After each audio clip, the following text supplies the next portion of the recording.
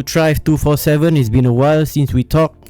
Here we have together with me is Haq, my co-host. Yeah, so sorry guys, we actually took a break for a while. We've been really busy with our works and also with the fasting month, Ramadan starting. So it has been really a roller coaster ride for both of us. So we're actually finding time to actually record in between when we have the pockets of time that we have.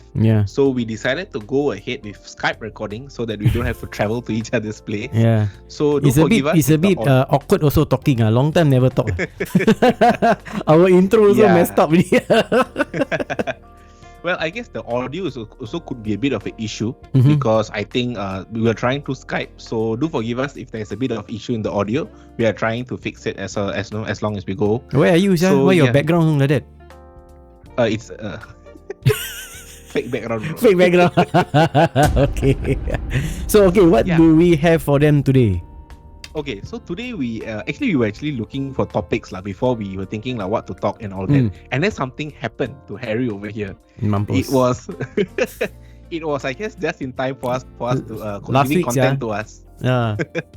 So I'm gonna start with what happened on my side, how it went, and then Harry will give you guys more insight. So it was around 12, I think going to 12 already. So for our non-Muslim listeners here, we actually during the month of Ramadan we break fast around 7+, and then there is a prayer around 7:30, and then there's a prayer at 8. After which we have prolonged prayers which goes on after 8. So it's called Tarawih prayers for our non-Muslim listeners. So I actually did my Tarawih prayers. It was around 10:30. It was quite late. Yeah, it was quite late. So I had dinner with my family, and then we were like, okay we headed to bed. Shout my son and all, head to bed. I was just about to knock off, and then I was scrolling through my phone. Then Harry texted, "How you awake? Salam Ramadan." Salam Ramadan. Okay, that's so late at night, but okay. So I went ahead and I'm awake. What's up? And then he shared with me a message. He said that Rico PENTAX, is it? PENTAX RICOH, the other way around. PENTAX RICOH. They actually contacted him to be to be an influencer for them because he has been posting extensively about photos taken with his Ricoh camera. So I was like, oh wow, okay, because it's quite believable because he told me that because he has really posted a lot of photos about Ricoh, and if you guys actually follow him on his Instagram, what's his Instagram ID, bro? A lot. So that officially is Harry MUH MHD Adha. That one is for those official stuff lah. Let's say corporate or wedding or whatever lah. So if you go on to the other account, which is my street photography, it's called Between Coffee and Grains. Yeah, so Between Coffee and Grains. It's actually he has got he posts on a daily basis a lot of photos inside. So given that his profile as a photographer and how he posts, and also he'll tell you down the road later, he was collaborating with Sony Picture Singapore. Okay, so it was all quite believable. I said, oh wow, is Ricoh actually finally got to you? I was like, oh wow, bro. So we were having very deep conversation, no bro, do I deserve? He asking me does he deserve the what if it doesn't up to standard? Yeah. I was like, no lah bro, just go for it lah bro, because it's and then suddenly he sent me a screenshot of the email. That's where things started getting a bit sus, because he was like, so bro, what do you think? The entire email he actually posted on his Instagram also have the whole email got no paragraph one. It's just continuously written lah. Okay, this video is recorded. I will edit a bit and insert the so-called what's that called? The screenshot on the screenshot. Yeah, on the video. Yeah. So he actually so it's somewhere around here lah. It will appear here. Yeah, we are trying out videos too lah. So yeah. So I told him, I said, bro, first things first, you go and check if, let's say, this thing is legit lah. If they do have such a campaign going on and they are bringing on board influencers, because the market rates, so in the email, it said that they want him to be on board as an influencer to promote their Ricoh photography. He has to deliver about 5 photographs every month. He has to share, and they will give him free goodies to test out, and he just have to post reviews, and he will get paid state an X amount of money lah. That was on the email. So the amount quoted was actually quite legit. because like when we actually look with like influencer management, right? That is average how much they charge lah. Influencers roughly charge about per post. Those micro influencers lah, they charge about roughly around that rate. So given all that, it sounds quite legit. So I told him, you go and check it out. Then after that, he went silent for a while on the WhatsApp. Then I was like, okay lah, I think maybe he doing something. I went full Sherlock Holmes on the whole agenda. Okay, so I think from here, Harry will take on. So what did you do after that? Okay, if we were to pull back the story a bit, I received it on my email, on my official email. So I was like, how this guy got my email address and my phone number? So I checked on my Instagram. Yes, indeed, my email was on my profile. So maybe it was an official collaboration lah. They want to collaborate. Okay, I don't mind about that lah. Then after that, the thing is that the email also, like what you say, is quite sus. It's like one full paragraph and then like a bit weird lah. Very unprofessional. Yeah, it's very sus looking because at first, right, I did not actually went through his email. Because after the whole thing, right, I went back to the email. I straight away went to his email account and the address is actually Gmail. Yeah. Gmail. So and the thing is that another sus thing is that how come the guy's name is Bill Ward, Billward? So I was like, ni some betul tak betul ni Bill Ward, like macam some generic AI name only this one. So I went a bit of Sherlock Holmes here. I went to Instagram, I type out Bill Ward, and in fact there is an account. He's a Ricoh and PENTAX ambassador of the brand. So he actually exists. So if you will, I just pick up the thing here on my screen. It says that, hello, I am Bill Ward, brand partnership manager for Ricoh PENTAX. So we are just launching. Okay, that's kind of weird. So we are just launching our influencer and ambassador campaign and really wants you to be involved. We love the work that you do. We really appreciate your style and confidence. Your social media profile is great. We think our audience would find your content very interesting. We discovered you from Explore page on Instagram, and we became interested in your content. You would get free monthly packages, 3 items of your choice per month. Okay, the thing is that I went to Facebook page, a group page for Ricoh. No, I posted this. Then he said, "Wow, 3 items of your choice per month. How many GR3 they have? I thought they only got one series only. GR3 Mark 1, GR3 Mark 2, GR3 Mark 3. Wow, per month they give you 3 items. So that means what? 1 month give you strap, 1 month give you lens cover, 1 month give you. They said they didn't know that. The item inventory they only like that. Yeah. Every month 3. Yeah. No skills like this guy. Okay, your audio a bit mushy there. You were saying again? I said no chills this scam. Yeah lah, no chills lah. So then they also put here, we will be sending you a free PR package every month. This means you get to show off the items lah. And then they put here, you will also be a payment of 3,000. And that's it depends. That depends on your social media engagement. So they will be transferring via bank, and there's this Zelle. I don't know whether you guys, the viewers, ever heard, or listeners, right, ever heard of this bank called Zelle, Zelle. So when I went to actually, this is another giveaway for SaaS email also. So usually, right, when we talk about payment methods, right. In a legitimate email, first of all, payment methods are not something that people will put up in the first email. Okay. Usually they would, let's say like real collab, right? Let's say you want to do a collab. First we'll ask, this is the proposal. Are you interested? And most of the times, right, especially for micro influencers, right, big companies and organizations usually don't offer payments.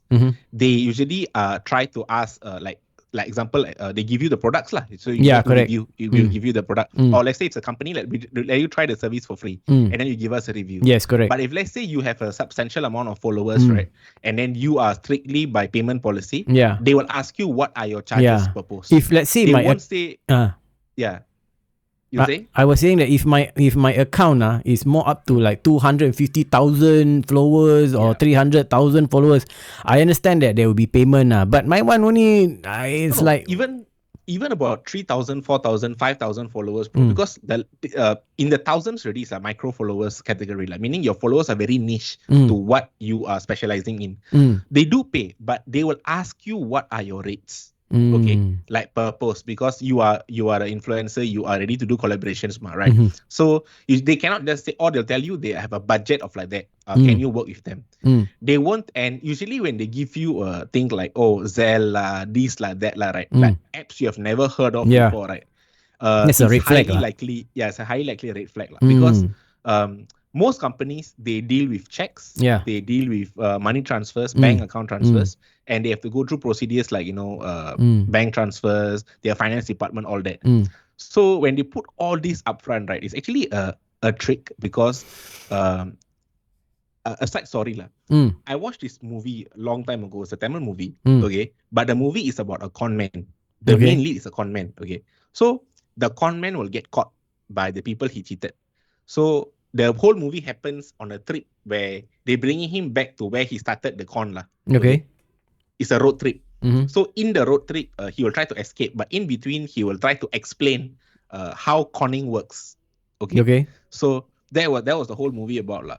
Then I realized in between, right, there was this particular scene which sort of like got my attention of how the human mind works. Okay. So in the vehicle, they got a few henchmen like make sure he doesn't escape. Then they ask, how did you manage to cheat like my boss of this so much money? Like, my boss is such a stingy person. Like, how do you even manage to cheat? Then he will say, okay, you stop the car at the bus stop there. Okay, you're like so big, right? So muscular, right? You go to somebody there. You ask for like say 500 rupees or 50 rupees lah. You go and ask just for free. You go and ask, go and try. Then the few of them go and try. No one can get money. No one want to give them any money. Then he say, okay, now he will point to one guy like, what is the this watch on your hand? Is it a real or not? He say, no lah, fake one I buy from market. How much you buy? He'll give like a very cheap price. Like, okay, now you call the guy to come here. Then he call one guy from the random street. Then he tell the guy, okay, sir, I need to take a bus back home. Okay, I'm actually very educated. I need to go this and all that. But someone stole my bag. So I really got no money to travel. But I have a watch. This is a very expensive watch. You seem to be a very nice person. So until I come back with money, right, maybe you can keep my watch. Can I have some money from you? Like, you'll ask for 1,000 rupees, something like that. And the watch looks expensive, ma. So the guy like, oh, so if you don't come, the watch is mine. Yeah. You can have the watch. If you give the watch, you take 1,000 rupees. After that, the car will move off lah. Then you'll tell the guy, if you want to cheat people, don't expect the kindness of their heart. Okay, you have to go and trigger the greed in people in order to.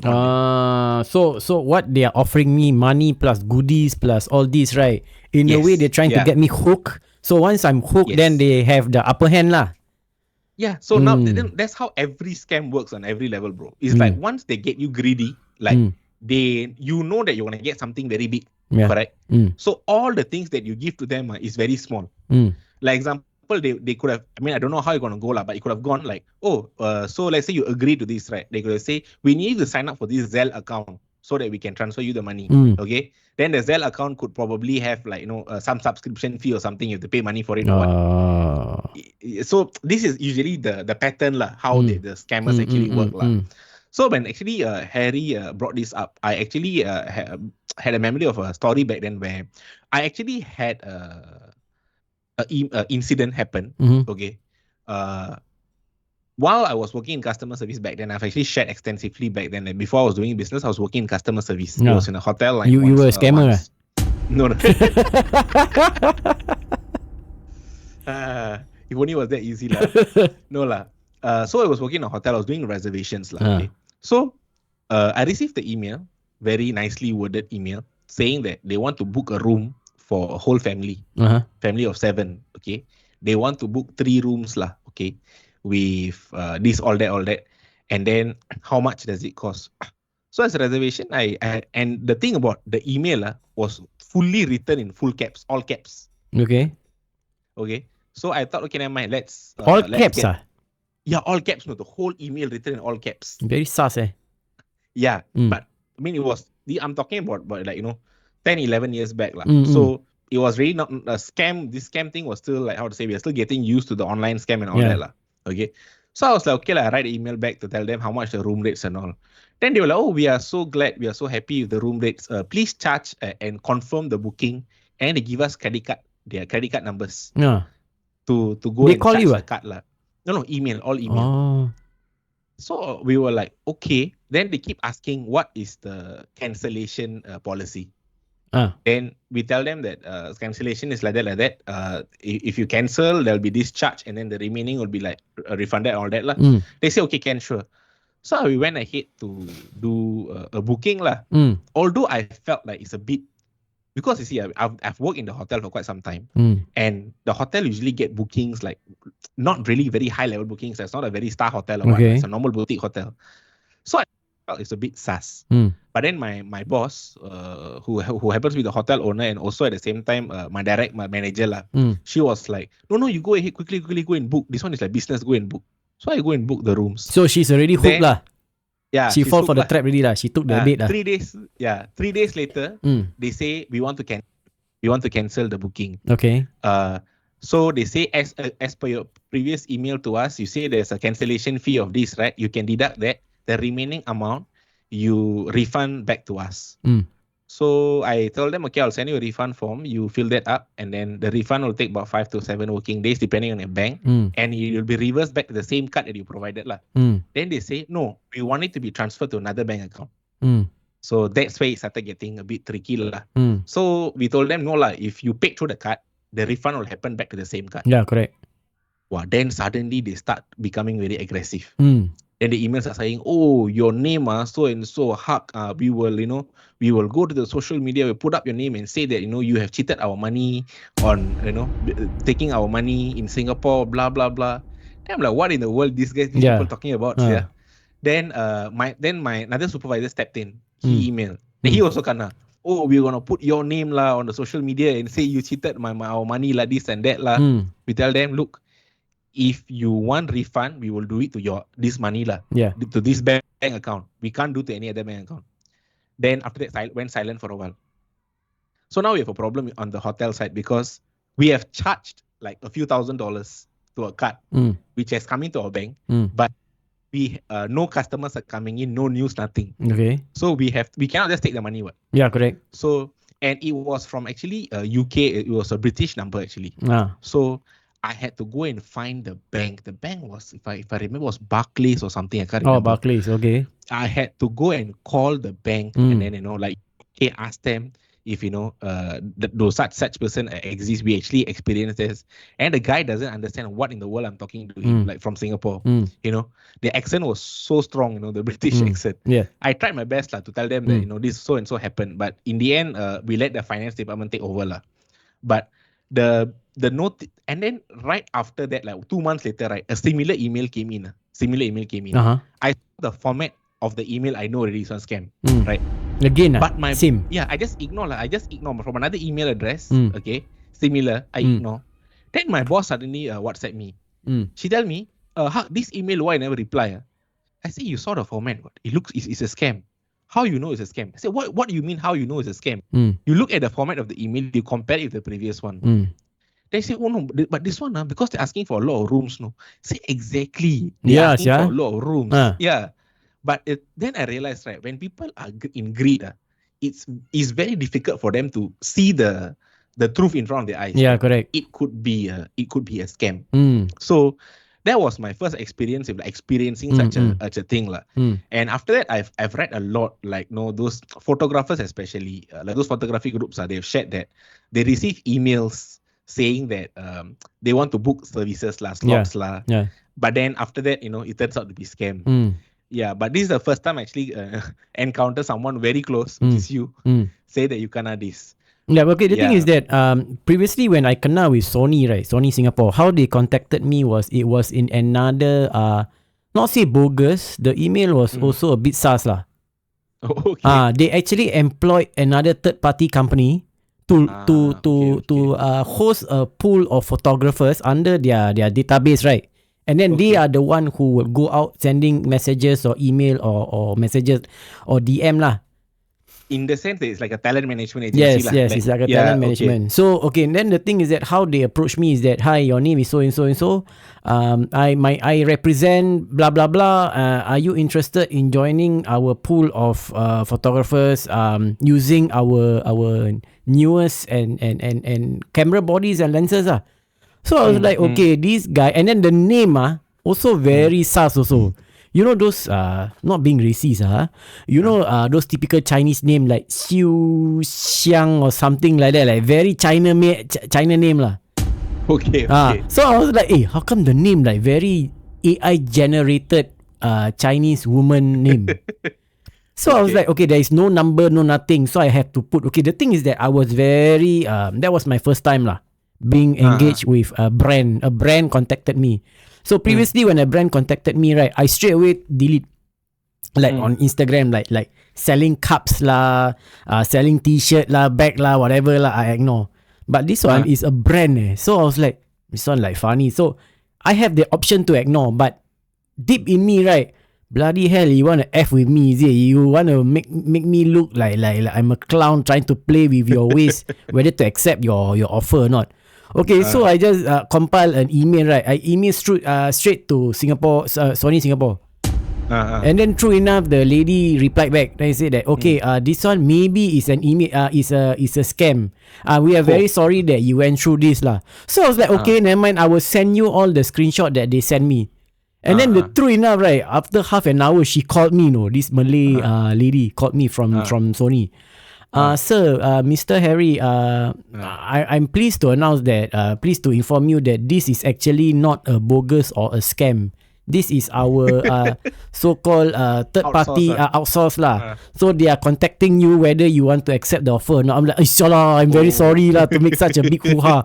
Because I was like very pissed off. I say, how can they make use of Sony name lah, this and that lah. These are all bullshit lah. So when so I contacted her again, I apologized to her lah. I say I'm very sorry for making such a big mess, because I didn't know that whether this one is true or not. Legitimate or not lah. Yes, because the thing is that one thing I didn't ask you back then, and the email that she offered me, right, there is a company registration number. Okay. Official email, official phone number, everything is inside at the end of the email. Well, this one don't have. Yalah. This one is just deal what. Never addressed to a name, never addressed to anything. It's just that my email address, just paste there and send. Well, to our listeners, one thing I would like to emphasize is that even sometimes, like Harry said, even if there is like all the information, contact details are there, right? It's always best to do your own due diligence lah. Look it up online, okay?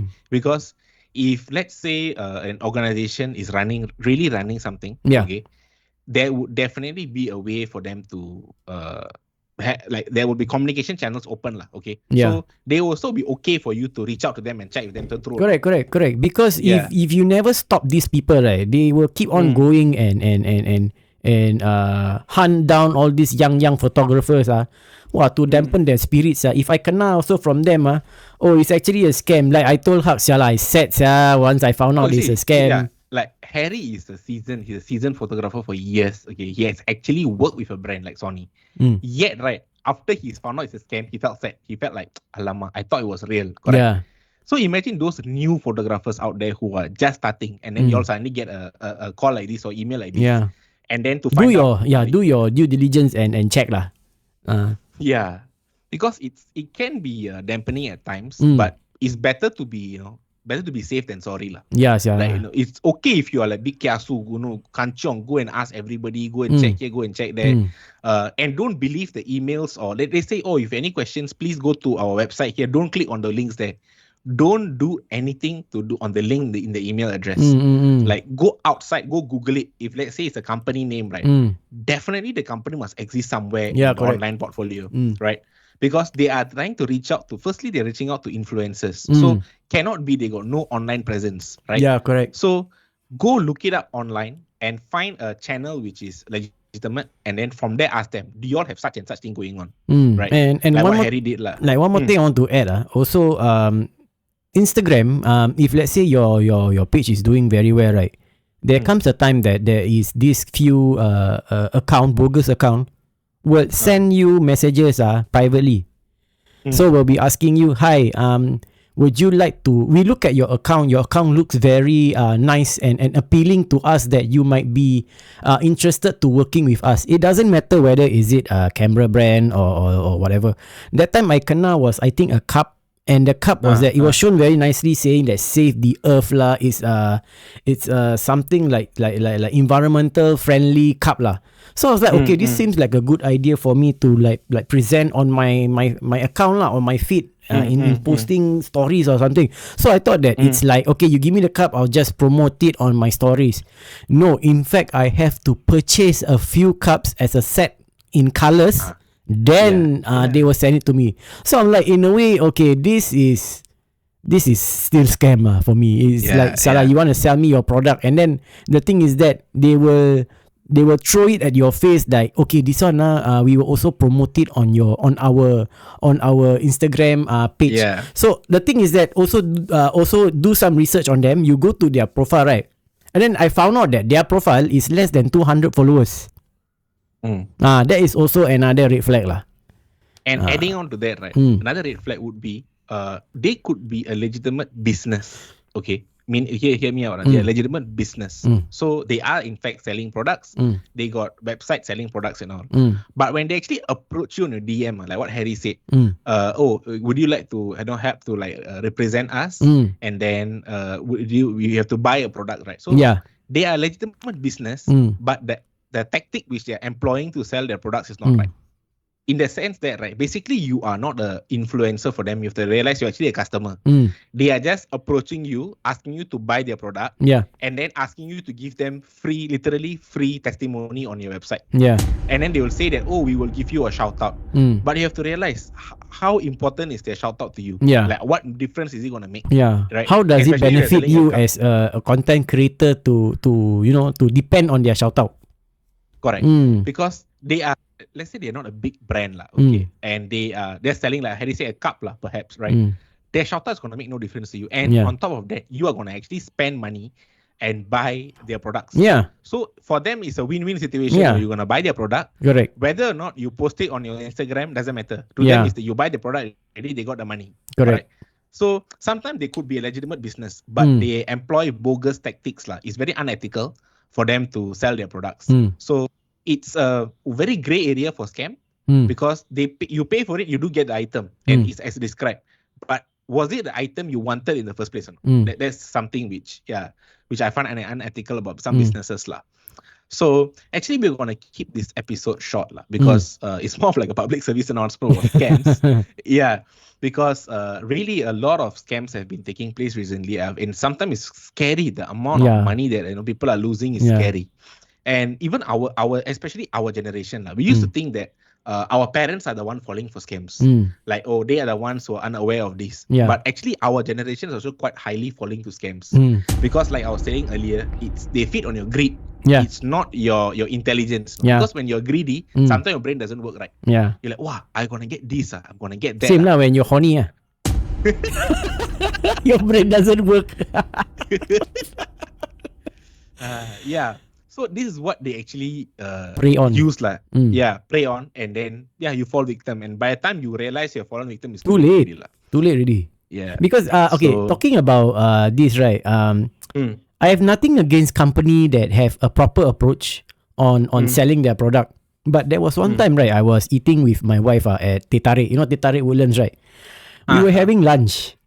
This was before bulan puasa lah. So there was this lady, this foreign lady. I don't know come from where, but she's foreign. She approached our table. And she asked me, hi, she approached Fiza lah. She was sitting in front of me, right? And then she said, hi, do you know where is this place or not? Then I'm like, okay, why is she waving, but she's talking in a very strong dialect that we couldn't understand lah. Then Fiza was like, huh? You were saying, where?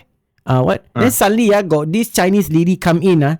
Hi, my name is so and so. Would you be interested in trying our product, this and this? Then I'm like, sialah, smooth, you want to ask for direction, then suddenly you come in with the second guy, or like macam your wingman like that lah. Hi, would you like to test our product? Wow, these are the reasons the main reasons, right, me and my wife, right, we don't entertain people who approach us at shopping centers, MRT station or whatever. And those people, they will just, hi, would you like to, no money, I just walk only. No, sometimes it's really like, how to say, it's like, because of these, so many of these fraudsters and people who are out there to scam, right? Sometimes people who really in need of help, they do get lost over here. Because, we can't tell the difference between scammers or not. Yeah lah. Right. So most of the time, it's really by chance. Like, for me, if I get approached by people outside for like help or what, right? It's very rare. To be very honest, it's very rare. I have people outside. Like they ask me for money, what? Very rare. Half the time I pretend like I'm deaf. I'll just walk straight. Okay, when you go out with your wife, right? You ever kena those people who present something to your wife on the hand? Nah, this one is for you. Nah, this one is for you. So far, no lah. These are also another tactic, no, from sales floor, sales shopping center. This one is for you. This one you take lah. Then the moment you take, right? Wait. Then he touch your wife, right, on the hand, on the. Then she will say, let me explain to you what is this, so that easy for you to go home and try. You kena already. My wife actually got a technique. Because my wife is someone, right? She likes to buy stuff, but only that she is very familiar with. Okay. Meaning she has done her research and all that. So she don't like she's very particular about her skincare products. Of course. So she don't buy random stuff. But in malls, those big shops, right? So what I've seen so far, if they just approach her, right, she will just point at me. And then I'll just stare at people and walk away. You are the deflector. I look at them. No, they'll be like, she say, you want to come in and all that? Then she's like, oh, I'm with my husband. Then she just point at me. Then I'll just stand and look at them. Oh, you are the wallet blocker lah. Wallet blocker instead of cock blocker, wallet blocker. I walk away, right? Then they'll be like, oh, okay, sorry. Then my wife will come. Actually, in reality, she don't buy from the shop. Of course lah. She just use me as a reason to say because she doesn't like to be the one saying no. So she uses me as a reason to say no lah. Same lah, like Fiza lah. Then she asked me, that guy approached you, why you like that? Why you so bad? I say, what you mean so bad? Yeah lah, you say you no money. You think I got time to entertain these kind of people lah? In the end, they'll ask you to buy more or sell more, like more item to you. No one lah. I mean, if you do want to do charity, we know where to approach. There are proper places, channels and approach lah.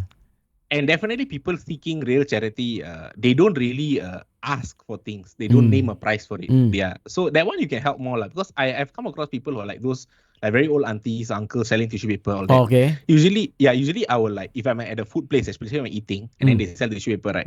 Usually I will give them the money, but I won't take the tissue paper. Because to me, it's like, I'm not buying from you. I'm doing it as a charity. I don't want a tissue paper and then I give you money for it lah. Talking about this, right? I have one more story. This one, last one. Okay. This one, it happens in a hospital. My father-in-law told me this story. He said he and my mother-in-law were queuing up to buy food. So she is choosing the food, the bread. What's it called? Polar. Polar puffs. Polar puff. So she was selecting the bread. So they split into different job roles lah. He will queue up because there was a queue. So she will choose the puff lah. So what she was choosing, this uncle came to her, There's this uncle, this pakcik came to her. He said, can you take for me, he never used the word, can you take for me? He said that, can you pass me that thing, the chicken? Like the chicken puff. Then she like, okay, chicken puff. Okay, then she take. Also the curry puff also. Then she take. Then after that she said, can you like pay queue for me? He said like that, no, queue for me because he was in a wheelchair. This one like serial scammer. He was in a wheelchair at SGH. This one I poke name already. SGH. So she was like looking at my father-in-law. My father-in-law was also looking at her. It's like, okay lah, never mind, just help out only lah, just queue only. What's the problem? So he go in queue. She joined in the queue with him lah, with my father-in-law. He was waiting outside, no. And I was like, okay. So after that, when he was about to queue, right, my father-in-law knows that this confirm he will never get any money of it. He know that this one shows scammer one. But in his kindness of his heart, he go and buy kopi for him also lah, sia. No lah, because you see, I haven't finished. Wait. So when he go and paid for it everything, right? Then he passed to him, then my father was waiting whether he wants to give money or not. He just take and go, no, never say anything, no. Then when then he said, hey, this one also for you. What is this? Kopi. Kopi, you buy for me kopi, I said, yeah. Okay, there he go.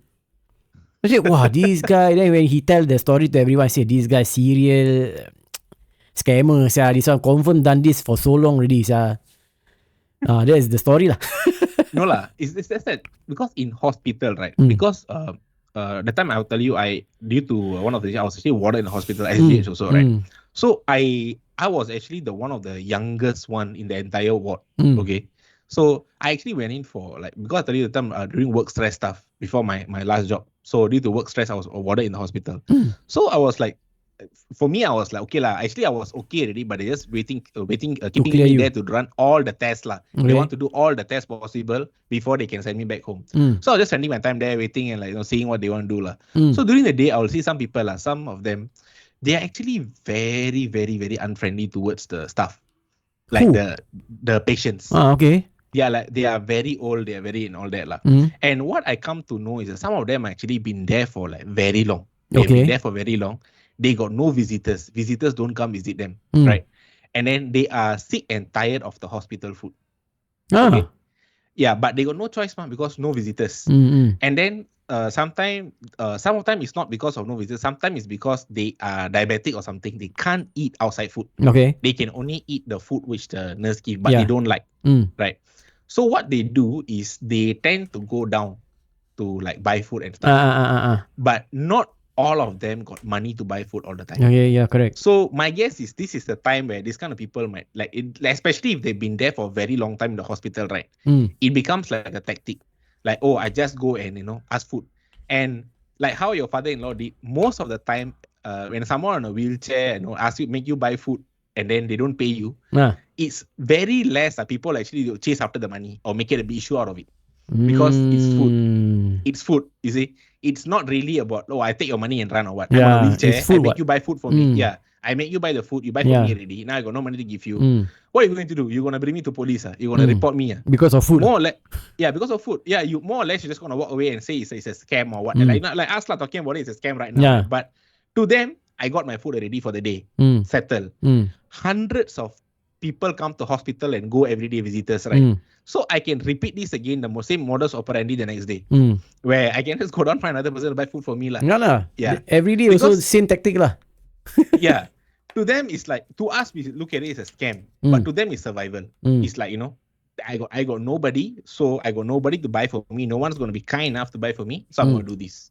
So in a way, it's sad. It's upsetting if you think about it deep. It's quite sad lah that people have to go through this. Yeah, go through. But in another perspective is not everyone, imagine you are you are not well to do and you're queuing in line to buy food for your family or something, and that's all the money you have, and you end up buying for the person thinking that the person gonna pay you back, right? On the other hand, and then outrightly you have been scammed out of your money. Yeah lah. Right. So I guess it goes both ways lah when it comes to whether or not are you willing to do that. Yeah, but it was really nice of your father-in-law to buy coffee on top of that. He himself already scammer, what he know what. I'm joking lah. So he know this tactic one this one sus you know the TikTok, the cat, the face I've had people approach me in food shop lah. Where they approach me while I'm eating and all. So my classic answer has always been this: you want food, I buy for you. You sit down and eat. Yeah. Money no. Correct. I'm not gonna give you money. Yeah. Because if a person is really hungry, okay, I can relate to that. I'm hungry, so you're also hungry. You sit down, order your food. Yeah. I'm not gonna dictate what you can order. You want biryani, you want chicken rice, go and order. I'll pay for the food. But you can't I can't give you money lah. Simple as that. Yep. Yeah. So if they are legitimate, they truly want the food, they will take it. They'll take the offer. Yep. The person who wants the money lah to go and do some other stuff, they are the ones who won't take it lah.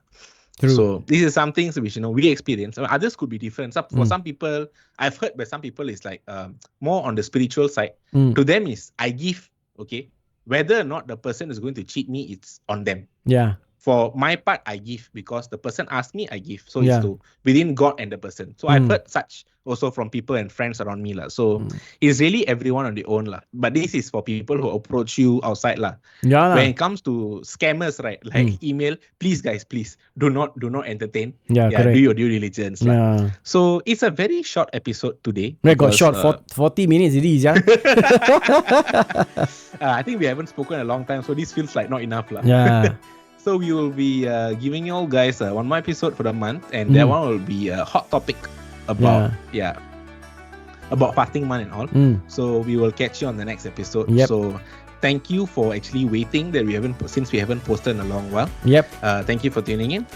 And keep thriving all day, every day. Catch you guys again. Bye.